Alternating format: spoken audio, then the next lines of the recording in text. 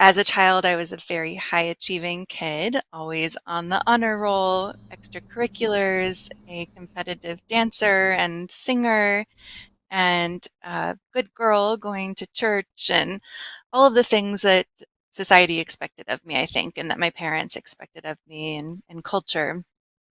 And it was something I couldn't withstand, I think. So as a teenager, I became very sick. I developed a really difficult eating disorder, and that's really where a big shift in my life occurred. Hello, I'm John Brink, and we are podcasting on the Brink from downtown Prince George, British Columbia, Canada. And for all those guests watching us from around the world, Prince George, wintry temperature here, 25 below zero, and going to 35 below tomorrow. So it is for sure winter.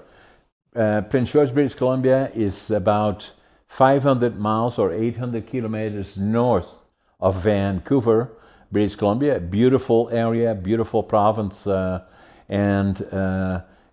today we have a very special guest. Her name is Lauren Leduc. And Lauren has a very, very interesting background. Welcome to the show, Lauren. Thank you so much for having me, John. It's an honor to speak with you. Yeah, it's an honor having you. And so the other thing for our guest watching us is Lauren has a daughter. What was her name again?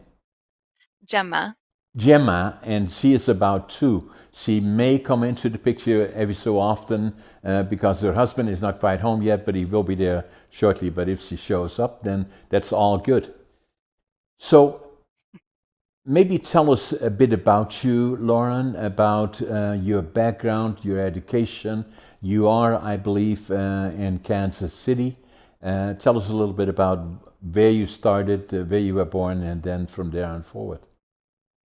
Yes. So I was born here in Kansas City, Missouri, in the Midwest of the United States, and lived here my whole childhood. Um, as a child, I was a very high achieving kid, always on the honor roll, extracurriculars, a competitive dancer and singer, and a good girl going to church, and all of the things that society expected of me, I think, and that my parents expected of me and culture. And it was something I couldn't withstand, I think. So as a teenager, I became very sick.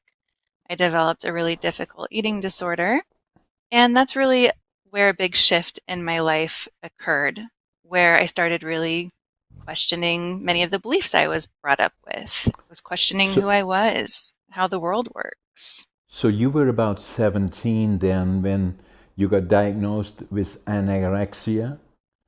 Yes, So, I and was. again, for our guests watching, most of them likely know what anorexia is, but it can have a major effect not only on you physically, but also mentally, and a whole lot of things around your body, your thoughts, and anxiety, and all those kind of things. Yes, it's definitely a condition where your whole being really centers around this obsession or addiction, really, to restricting food. But like many addictions or many mental afflictions, it's about so much more than that. The food is really Yeah, just a symbol, and yeah, really what one is trying to do is control the environment around them and right. control themselves in a way. So for me, it was as though I felt like I had a lot of things under control in my life. My worldview started changing. I realized things felt very out of control around Right. me and within me. And I think I clung to that as a way to, I don't know, feel as though I had some sort of purpose or center. But obviously, especially knowing what I know now, it was sort of a pseudo purpose, right? It's not serving the world in any way to live in that way, but it feels okay, like I'm doing something every day, if that makes any kind of sense. It's I hadn't really thought of it that way before, actually, until I started speaking about it with you. But it's it's a way to, I think, claim control in an environment that feels very chaotic. And I think, when we're children, oftentimes, if we're privileged enough to live in a space free of war and free of too much trauma, we have this very small view of what the world is. I didn't travel much. I was really only exposed to this one religion, one culture. And then as I grew older and was exposed to more people, and I was a voracious reader, so exposed to a lot of people's stories via books. And, um, I started really, it was like, I'm from Kansas City. It was kind of like the Wizard of Oz, where suddenly Dorothy has this one view of what life is, and then she steps into Oz and it's something totally different. And I think the eating disorder is a way to sort of cling to this old world view of, okay, I still have this control and I can make myself fit in somehow to the expectations of what it is to be a woman in this world, which is you look a certain way, you act a certain way, and that's how you gain your privilege. So I don't want to go too off track, but it was a very pivotal part of my story because it opened my mind to a few things. One, most importantly, I would say, is yoga. I was exposed to yoga for the very first time while I was hospitalized for the eating disorder. Now yoga's everywhere, but then 20 plus years ago, it really wasn't, especially where I lived.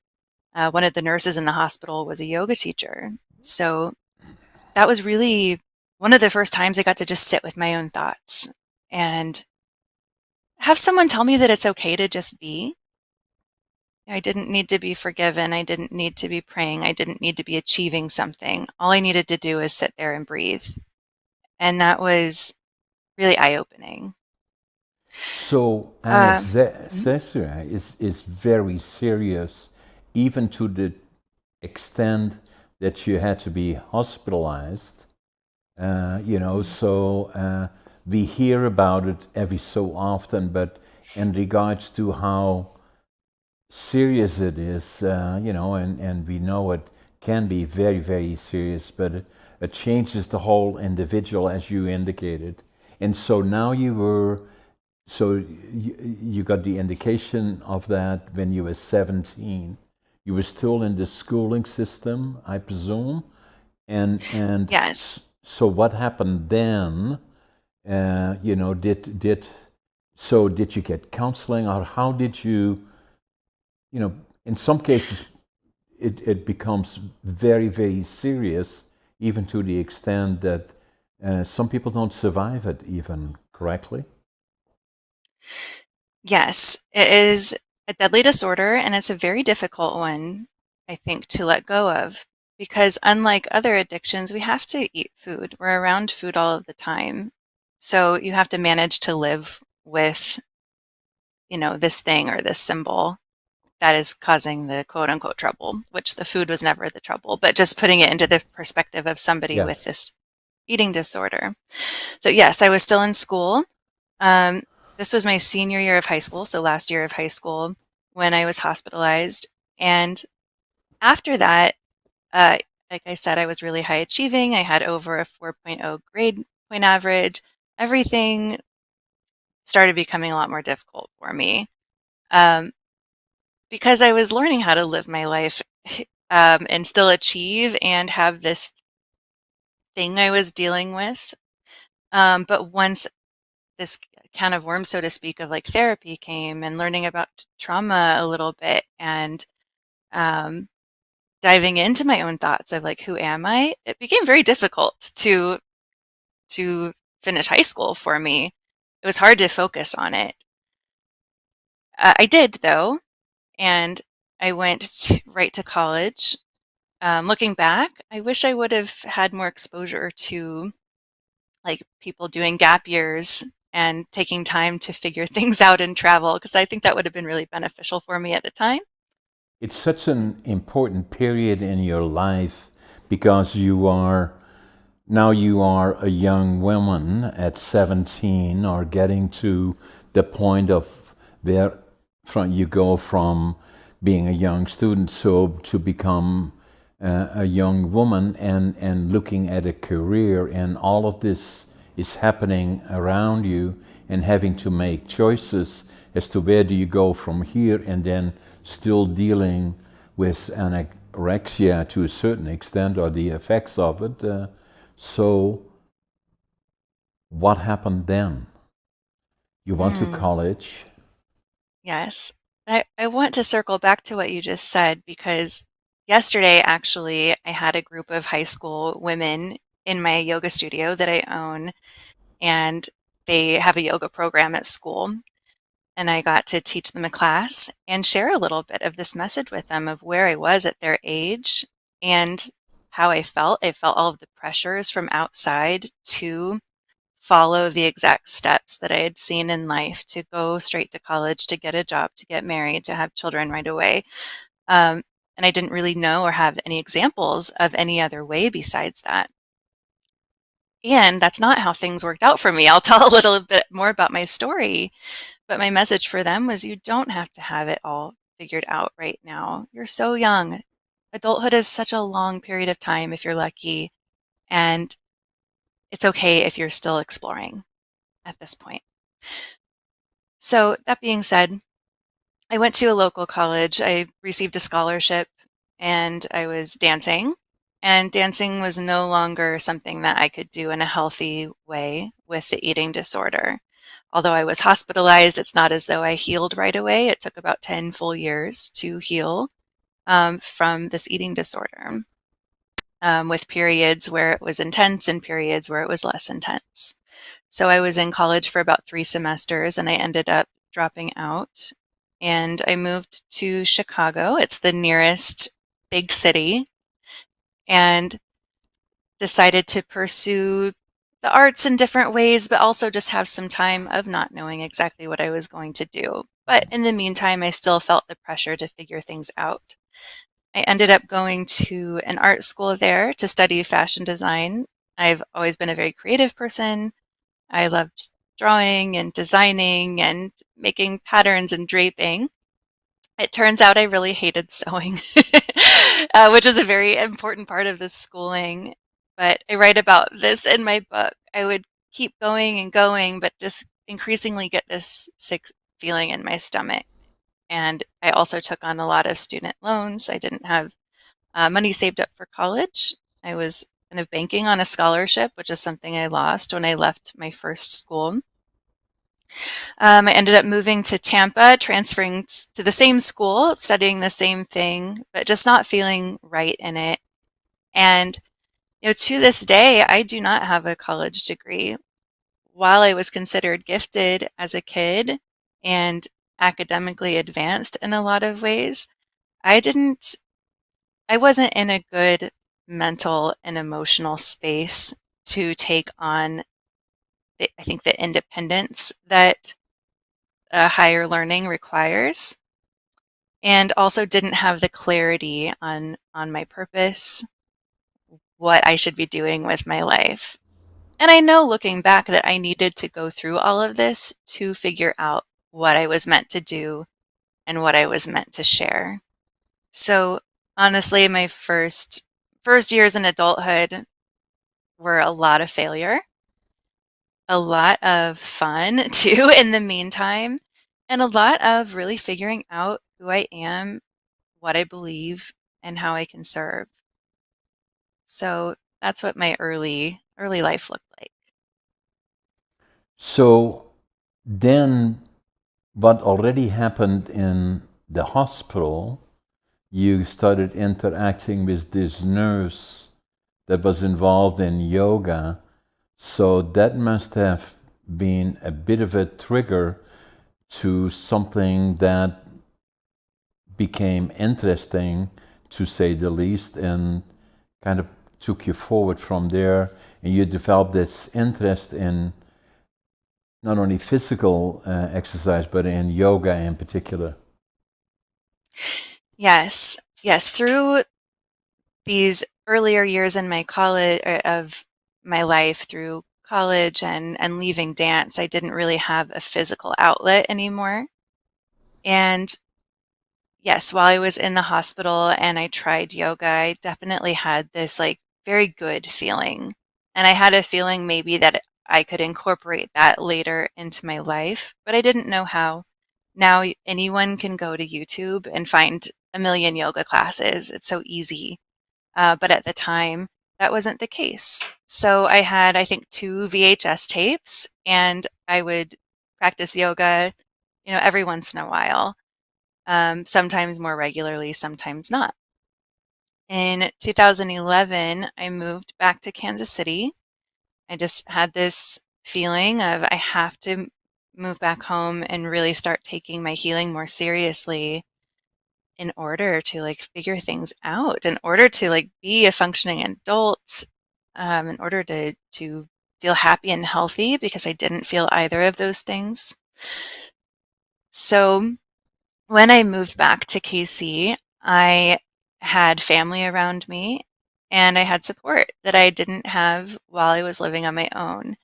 I Right. lived with my brother and his wife. I was their nanny for my niece and nephew for a while. And suddenly I had access to regular yoga classes at a local community center. And I started going every day. And it was the most connected I had felt with my body in many, many years. I felt peace in my mind at a time in my life where mostly all I felt was anxiety and often depression. And it just worked for me. And I didn't know exactly why at the time, but I knew that it did. At that point, having that regular access, I knew that it was something I absolutely needed to focus on in order to be in a stable, grounded, and healthy place from then on. Along with that, I received trauma therapy called neurotherapy, where essentially the nurse practitioner had looked at the way my brain was firing, looking at my brain waves and telling me that my sympathetic nervous system was essentially always on.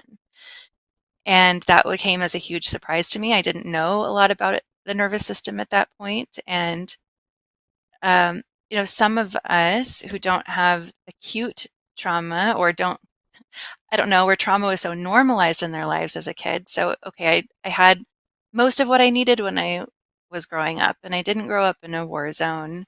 And, my parents love me, so how could I have trauma? But my brain and my body said otherwise. Um, so I took that therapy on earnestly as well, with the support of my family. And the yoga and that really took me to a completely different place in my life, as well as the support of community and family. My husband and I got married in 2012, so about a year after that time too. So there are a lot Yeah. of things that clicked into So that place. all kind of triggered to help you getting, or starting to get you beyond where you had been for so many years. hmm It Right. did. And there was always part of me that knew that certain conventional methods just weren't going to work. Like, for instance, I was horrible with finances. I took on a lot of student loans, and the thought of that gave me a sick stomach all of the time. Yeah. And while now in my life I have a regulated nervous system and I can go look at a spreadsheet and figure things out without the emotional response, it wasn't that way Exactly. then. I knew that I needed deeper healing and spiritual healing as well, but I didn't know how. Now, the other part that has really helped you is you love animals. I do. I've got my cat Lulu with me right now. I'll say she loves me a lot. Yeah, I can relate to that. We have three doggies, and a lot of times we have had cats and horses. So we love animals. You know, my wife, myself. You know, so and I can see it the way you she is close to you, and it's a very important healing part of life, actually. You know, and so the whole combination between getting married. What's your husband's name? Can I ask? Sure, his name is Arthur. Arthur. Yeah. So with Arthur coming into your life, and then obviously things settling down, and now anorexia. Just for the people watching us. So did gradually this then disappeared from your life in the form that it had, and how Yes, did, yeah, so I would say yes. Especially with the yoga, I really wanted to fuel my body right, because it was something I wanted to keep coming back to. And I could say that my devotion to dance should have done that as a kid, but the environment around dancers is not the same as it is in yoga. Yoga is very much embracing of wellness, of nutrition, of health, whereas dance often is mostly looking for a very specific aesthetic, which is very, very thin. Even if that means not fueling your body properly. And I think there's a lot more education now among young dancers, but this was again over 20 years ago. Um, so yeah, wanting to fuel my body with yoga and then just feeling more happy and not feeling like I needed to look outside of myself for that happiness was such a big part of that area of my journey. right. And so then yoga became just much more than a hobby. It became really part of your life, and where you started developing, training other people or engaging other people into yoga. Now, yoga, and you already alluded to that, and the same in Canada, is yoga is much more part of life than it used to be 20, 30 years ago. I remember 30 years ago, you seldom heard about people that were involved in yoga, and gradually more and more and more all the time. Same in our area here, and it has become uh, quite a big part of not only physical fitness, but it does much more than just physical fitness. And maybe tell us a little bit about that part about yoga, what it will do not only for physical exercise, but all the other things that important things that are Mm. part of yoga. Yes, uh, I'm so glad that so many people have the exposure to it now. And yes, so I'll talk about a little bit earlier in my journey. It was about like, okay, I feel connected with my body again, and it feels really good to breathe. And I started diving into more meditation too. It's something I had done earlier, but I had a more formalized practice at this point. And I could just feel the benefits, not knowing exactly how they work or why. I had some teachers really encourage me to do yoga teacher training and learn how to teach, seeing how devoted I was. And for me, it seemed like a good way to hold myself accountable to the practice, in that if I was going to teach others, I need to also have my own personal practice that I'm devoted to. So I'm teaching from a place of integrity. So when I went to yoga teacher training, I really learned what yoga actually is and how it works on an esoteric level. And then the science is catching up too right now, explaining how exactly this is working. But it is an ancient system. We do practice it in a very modern way now, but it's an ancient system really of connecting with the divine. And yoga is all about finding the divine within. It has a whole ethical system that comes with it, and it has an eightfold path to liberation or to freedom, um, and connection with your own soul. So those were all things that I could feel intangibly when I started really devoting myself to the practice, but didn't understand or know in like an intellectual way or know the historical context of.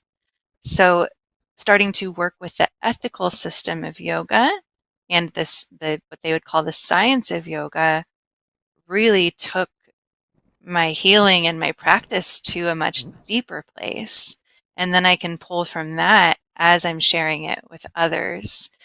So people might show up to yoga and they'll breathe and they'll do postures and maybe they get stronger and maybe they get more flexible.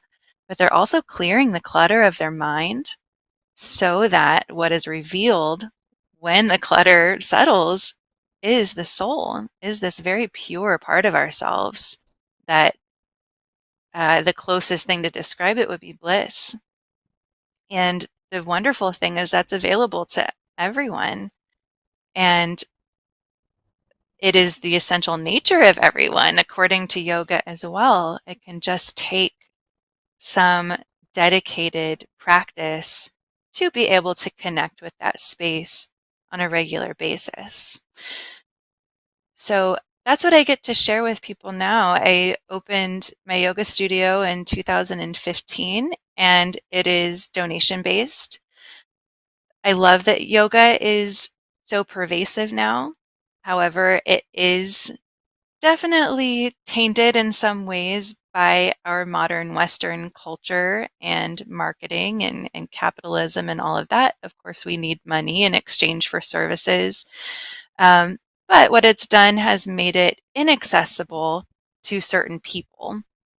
Um, I don't know what like a yoga class costs where you live, but where I live, it's up to about $25, $30 for a drop-in. Um, and it's marketed as a workout for a specific, for people who look like me, essentially. So when I opened my studio, I wanted to do it with a lot of intention because myself 10 years ago, or prior to the studio opening, wouldn't have been able to access yoga in the way it was presented. So now I have a donation or pay what you can studio, and we're very much vocal about who we're welcoming in our doors, and it's everybody. It doesn't matter your socioeconomic status or your race or your sexuality or gender, anything like that. It's something that can benefit everybody.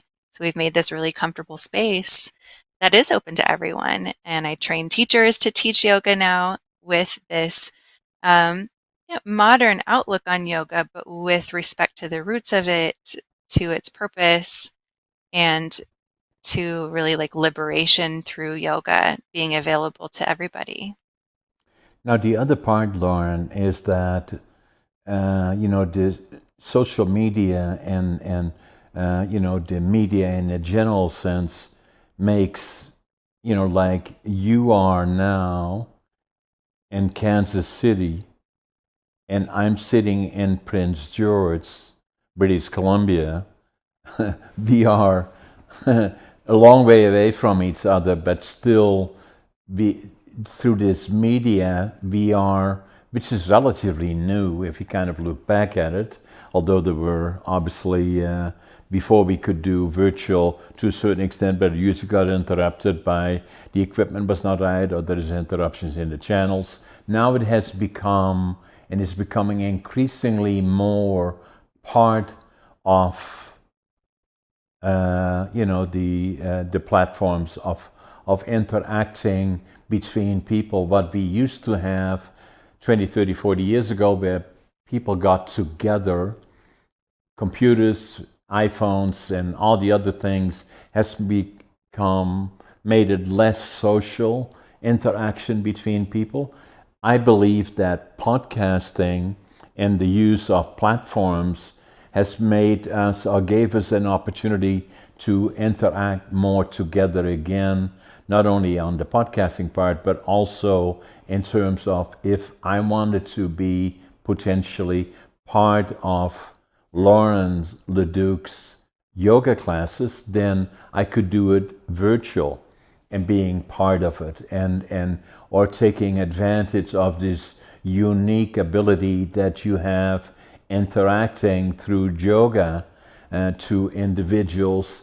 I have the opportunity to do that as many others would, not only in your area, but for all intents and purposes around the world. I think that is becoming more and more part of it, and I believe that is a very good thing. Mm. I agree. I think technology as a tool, it's something I personally really embrace. And it makes this conversation possible. I love these long form conversations because people are getting a glimpse into other people's lives in a way that they haven't been able to before, unless you're on a regular news program or something like that. And that's very few people, who have that kind of platform. So it's really an egalitarian thing. Social media is something that can be used for good, and it can also be used for evil in different ways, and everything in between. They're all tools. It's just a matter of how we use them, and it's very cool. So when the pandemic came, it really disrupted my business in a lot of ways, but we really embraced technology. So I think in about 3 days, we went from a live platform to a virtual platform completely for the studio. Exactly. And we did that for months until we were able to start welcoming people back into our space. And now many of our classes are hybrid. So we are teaching folks in person who are getting that in-person community, and people are coming in via Zoom online. Same thing with my yoga teacher training. So while it was difficult on my end to figure all of these things out at first, now I'm very grateful for that aspect of my business because it's really opened up my world. I'm somebody like I love to travel, I love meeting people all over the world, and to be able to literally open up my laptop. I just got finished making dinner. and trying to fix my dishwasher literally before I opened it up. I didn't have to get on a plane and travel to meet with you. It's a very cool thing. Yeah, and the same is podcasting, and I know a number. I'm very much into fitness as well, going to the gym. I'm at 83. I'm a bodybuilder and doing training bodybuilding and physique. Actually, by pure coincidence, I had. Fitness, as you so well know, is very, very critical for the mind and the body, and obviously subsequently diet as well. And I had a bit of a scare in 2008. I had a case of diverticulitis that ruptured. I don't know if you're familiar with it, where the toxins get into your body, and you have to deal with it fairly quickly. And I came about that close to not making it, and it kind of gave me this warning and saying, you better take care of your body, and not doing what most people do is, especially in New Year's, we all make that commitment. This is what we're going to do. That, and it usually includes going to the gym, and then we do it for 2 weeks, and then we can find 100 reasons that's why we're too busy to do that until next year. But I didn't do that. I became very, very active, and started training, and I was out of shape and did it for about 6, 7 years. And then somebody said to me, "Have you ever thought about competing?" And I said, "Me?" And I thought, well, why not? So I did, and I always worked with a trainer. Then competed bodybuilding and physique here in northern British Columbia. Came in second bodybuilding, third in physique. Qualified for the provincials. Came in third physique, second bodybuilding. Completed for the nationals and the Arnolds, actually. And then the COVID came, and then obviously that slowed things down somewhat. But now at 83, I'm training again, and hopefully go to the Arnolds next year in 25 when I'm 84. And the message is simply, staying fit mentally, physically, and if you stay fit physically, then that helps staying fit mentally as well. And it kind of had a very positive effect on me physically, obviously. And in fact, I'm also an author. I write books, and I've written 3 of them. The one is Against All Odds, and it's about business and a bit of a story behind it, but it's all going through all the ups and downs. The other point that I wrote a book about is that in 1997, I was already 57 or 58 years old. I had not been overly successful academically.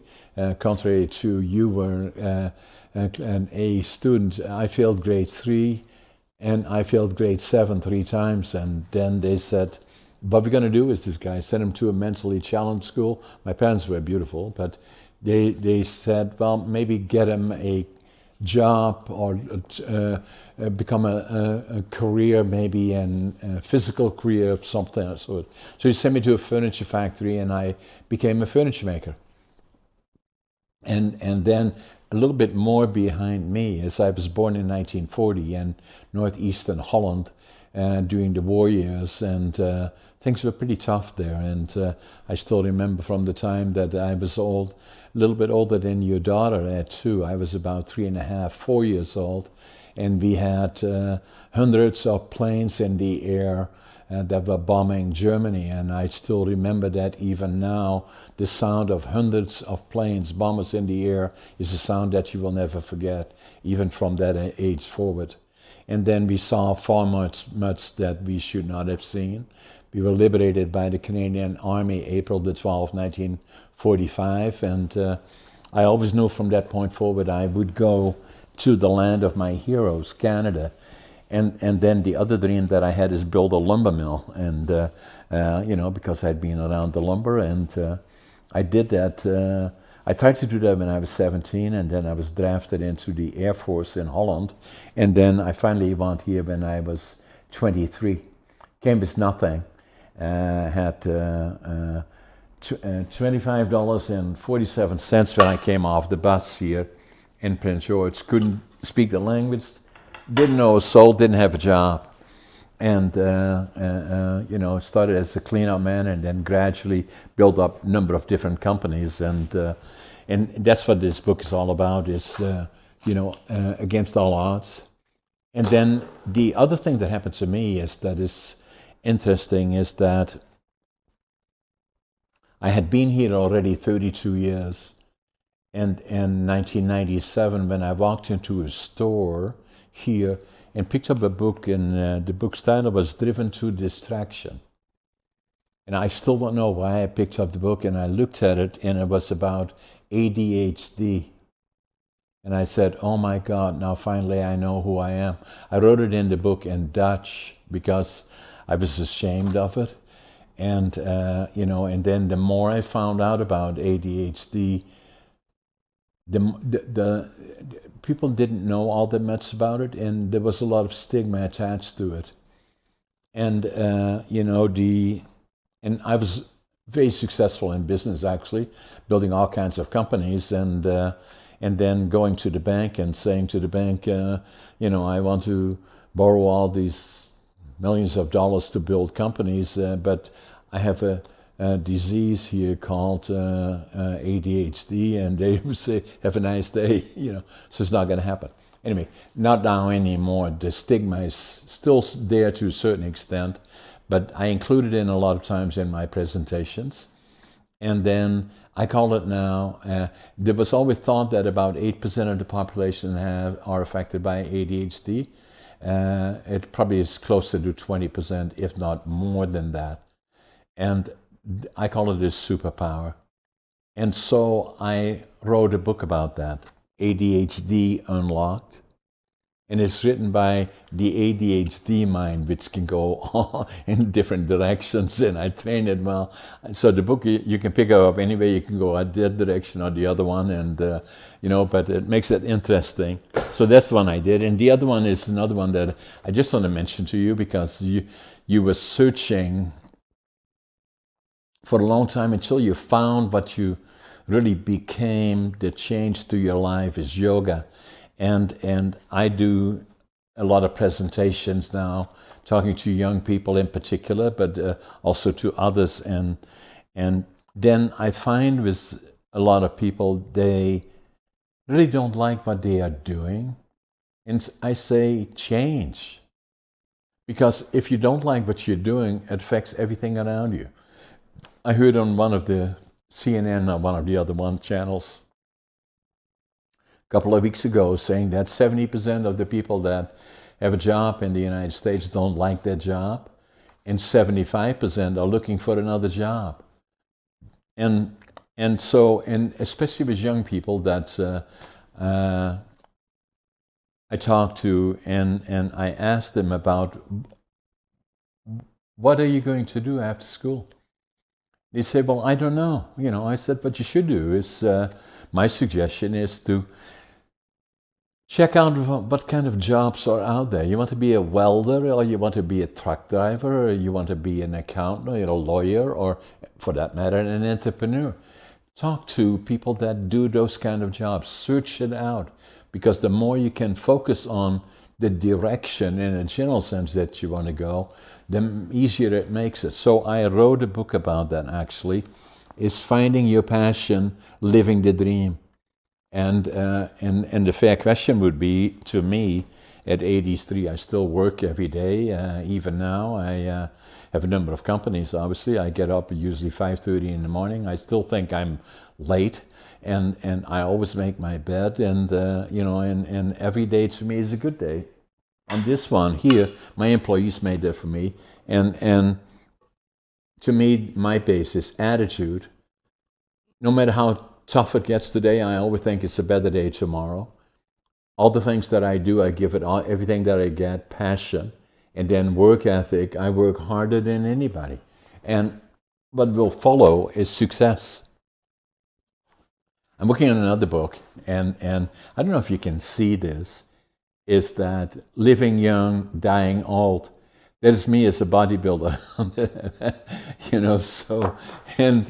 so that's it's coming out next July, and so the point that I'm making is that finding that book in 1997. 32 years. I always felt that I left even Holland. I wanted to go to Canada, to the land of my heroes. I wanted to build a lumber mill. I did that, even with a number of other companies. And it's not about my success, but it's more about the point. I did that, but even then, I still felt I had not been successful. I still felt I had failed for the long, long time. And then the other part is that people used to say to me, you have to write a book about this, and writing books is not easy. So I tried for about 20 years, start, stop, and then finally I said about 5-6 years ago, if I don't do it now, it won't happen. And so that's where I wrote this one, Against All Odds. It took me 80 years to live it, 20 years to think about it, 2 years to write it. And, it has been fun to do that. And, and then I've become more and more active. Another part of my life that made a major change to me, I was not a good communicator. Not feeling that I felt I had failed, that maybe had an effect on it. And, so somebody dragged me to an organization called Toastmasters. And that was in 1990. And I don't know if you're familiar with Toastmasters, but, and they said, an ex-sister-in-law, so I went to Toastmasters. I said, okay, what are they going to do there? Because I don't want to talk about anything or with anybody. She said, no, you just sit there and you listen. And then halfway through the meeting, somebody stood up and said, hey, John, tell us about you. And I said, oh my God, I'll never go back here. But I stayed there for 20 years. For 10 years, from 1890 to 2000, became to the highest level in Toastmaster, is becoming a distinguished Toastmaster. And that then again became something that changed my world, really. So I'm somewhat of a late bloomer, even with the ADHD. In 1997, when I was 57 years old, I picked up the book, Driven to Distraction, written by Dr. Halliwell, actually, in 1990. who is going to be on my podcast tomorrow at 12 o'clock, tomorrow at noon. It's kind of interesting. But, the combination of all of that changed my life. And since the time I become a writer, I've been very active on the speaking circuit. And then obviously I'm a very active podcaster. And, so it kind of changed my life. Mm. I really love hearing your story. It's, Yeah. But the other part about it, that as it is to you physically, and mentally not feeling, although I was not depressed, but a lot of times I felt I had failed. And it is so unfortunate, and that's why I wrote the books, is that not so much make a lot of money on that. That was not the purpose of this. It's simply I have an obligation to share it with others. And for me to spend all those years thinking about it and worrying about it, so that it took till, I was 57 when I picked up the book, from Dr. Halliwell, Driven to Distraction. It took me then still 5 years before I talked to my doc about it, who was a personal friend and had delivered our 2 daughters. In 1962, I went into his office and he said, "Hey, John, why are you here?" I said, "I think I got ADHD." And so we checked it all out, and yeah, I do,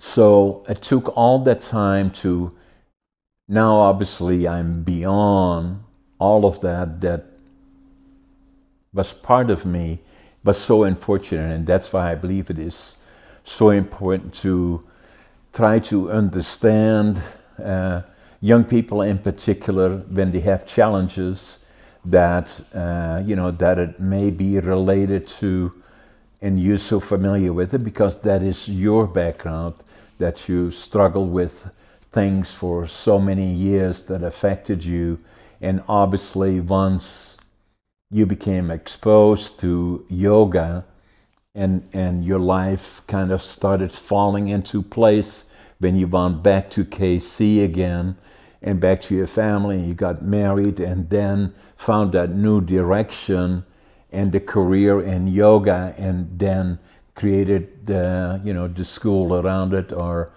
became much more active. That gave you that feel of commitment that helped you mentally, physically, and made you successful. mm. Yes, absolutely. Um, and I know intrinsically I am somebody, I'm an entrepreneur. I'm somebody who wants to show up every day and do my best.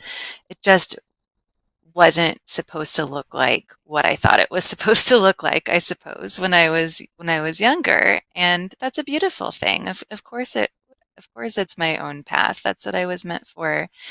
I loved hearing your story, and in some ways you remind me a lot of my husband, actually. He um, grew up with a lot of adversity, a lot of difficulty in school as well, and went to many different schools due to a difficult home life and family life. And he's been an entrepreneur for quite a long time, and he also has ADHD. So I think there's something about that level of grit that you gain, or resilience, by meeting a lot of resistance in your younger years.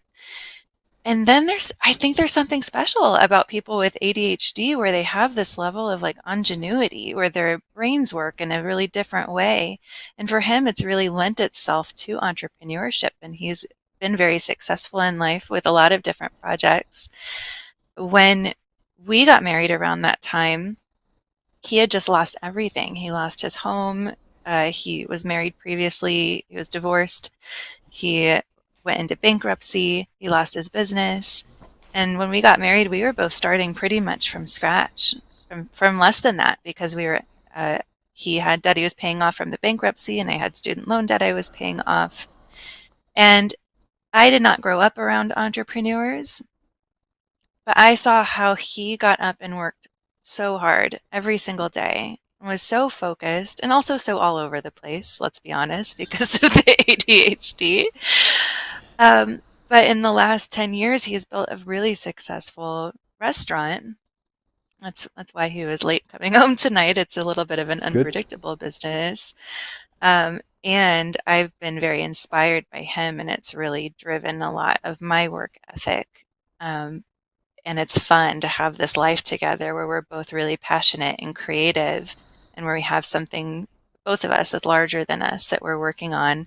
And I know, as we become older, that it will take on different forms as well. And I hope when he's actually older than me. He's going to be 60 this year, actually. But I hope he starts to write a book at some point because he has so much wisdom to share. And, he did not learn things the easy way. And now he mentors so many young people who work for him. And, he wants everything for them. He sees the adversity they go through, but he's like, I've been through all of that before, and look where I am now. So I find people's stories of quote unquote failure very inspiring. It's the grit that we need to move forward and to have a message to share. It for me laid the foundation, like even growing up during the war years and having PTSD as a result of seeing far too much that we should not have seen, and then my dad was drafted by the Dutch army and was caught in Rotterdam when they bombed it, and then for 5 years they didn't know if he was dead or alive, and so we as kids even saw far too much that we should not have seen, and as kids we would go into with gunny sacks in the railroad yards and pick up anything edible and burnable, and the reason that we did as kids because the Germans wouldn't shoot us, but the Buddhists wanted we'd be back the following day, and then starting from that part, and then going through the challenges of the schooling, or the lack thereof at the time for me, and then into the Air Force, and then coming to Canada. I knew that I was as good as the other guys, that had gone to college and on to university. I knew I could do it as well, and I had to prove to me that I could do it, and it gave me the opportunity to have my dream of going to the land of my heroes when I was 23, starting with nothing, and then knowing that I would build a lumber mill, and I knew, that I would not go back unless I was successful or in the box, a little bit on the radical side, but that's the way I looked at it. And now, I've been nearly 60 years and have a company that's quite successful, for the last 50 years, and still am excited about every day that I'm active. And then, as I said earlier, I feel that obligation to share with other people. So I'm active on the speaking circuit most of the times, and then I write, and then I'm very active in podcasting as well as, so ADHD to me has been, the key, and it is a superpower that is. People say to me, "How do you do all the things that you're doing?" I said, "ADHD. That's the reason. That's the reason that I do it."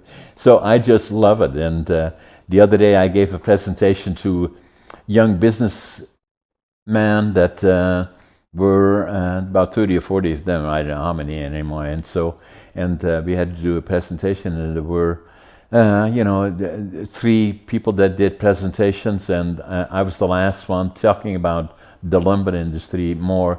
And I said, no, I'm not talking about the lumber industry. I'm going to talk about ADHD and the books around it. And by the time I was done, there were 3 guys that stuck up their name, and they said they had never talked about ADHD, but they had ADHD. I said, well, perfect, right? So, And now even if I make presentations in some cases, and I'm a good presenter, and I do very well, thank you, Toastmasters, and and obviously have that confidence. And at the time that I'm done, and talking about ADHD in particular, we have a lot of people said, "Darn, I wish I had it too." I believe, in fact, that 40% of the entrepreneurs that are successful are ADHD.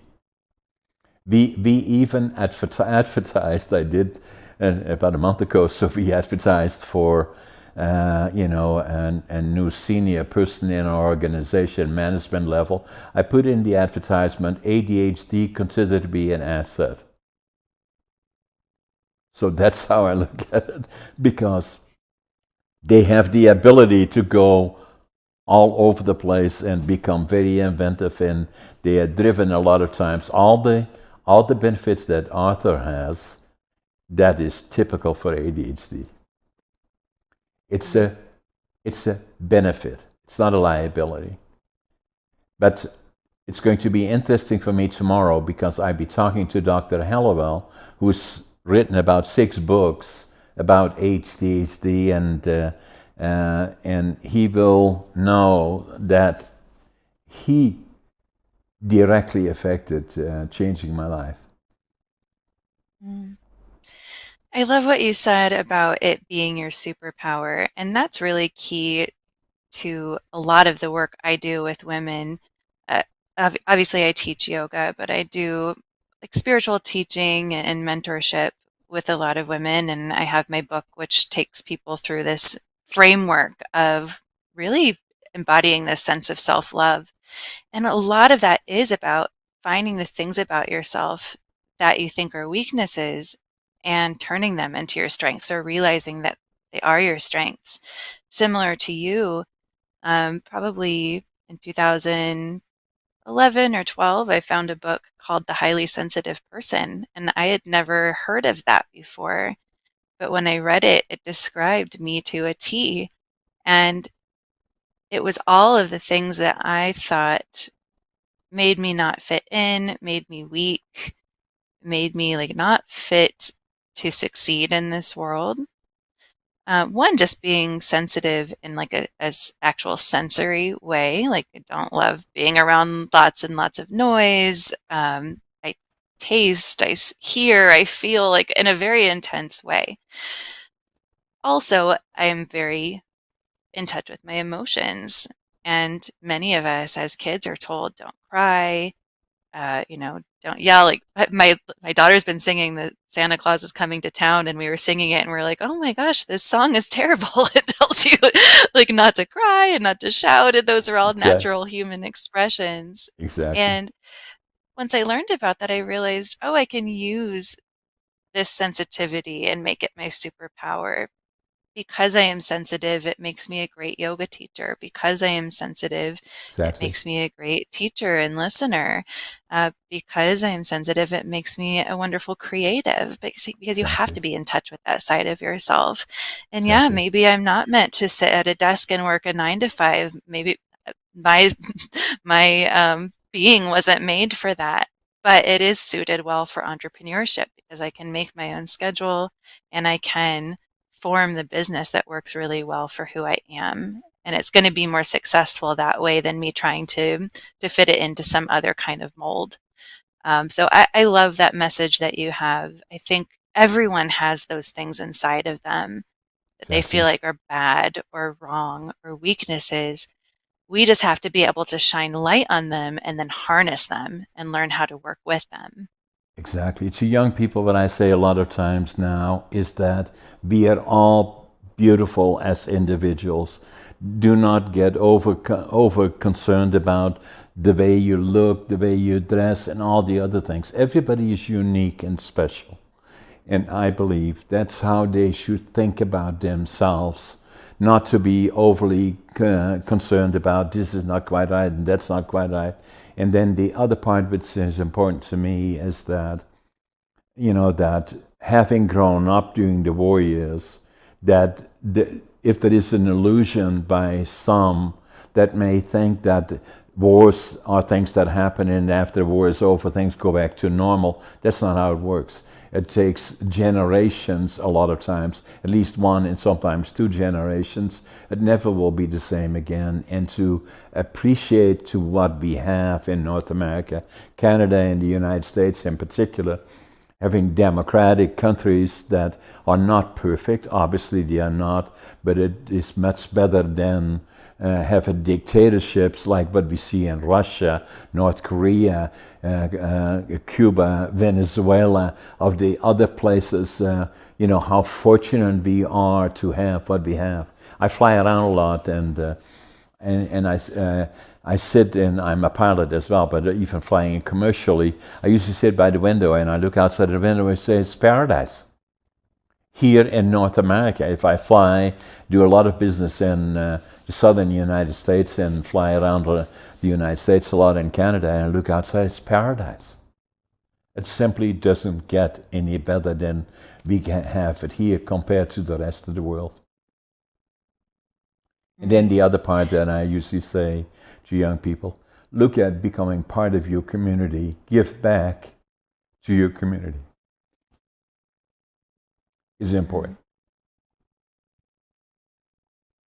Absolutely. I think that sense of purpose and service is extremely important. And although we do live in this place that, like you said, can be paradise, there still are many people suffering.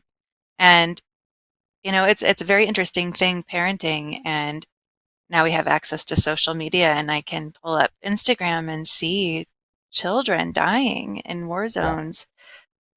And then I have my daughter begging me for ice cream and crying at the same time. And it's just such no, an interesting, yeah, it's an interesting dynamic to hold knowing that. So I think any way that those of us who are able can be of service, whether it's helping spread a message, whether it's giving money, whether it's like hand or boots on the ground, I think it's our obligation.